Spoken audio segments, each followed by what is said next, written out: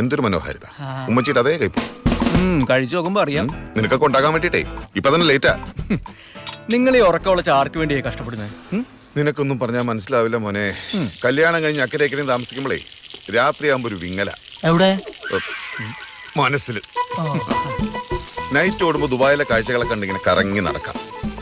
അത് പറഞ്ഞപ്പോഴാ ഇന്നലെ രാത്രി നിങ്ങളൊരു പയ്യനും മദാമ്മയായിട്ട് കവനീജ് ഭാഗത്ത് കിടന്ന് കറങ്ങണ കണ്ടല്ലോ. ഒരു മനോഹാരിത ഉണ്ടായില്ല. ഒരു മലയാളി പയ്യനും ഒരു മദാമ പെണ്ണും പിന്നെ ഞാനും.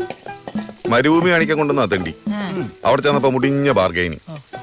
പിന്നെ ഞാൻ ഇടപെട്ട് അങ്ങനെ ഒരു തങ്ങ് കോംപ്രമൈസ് ചെയ്തു. ഏത് ഭാഷയില്?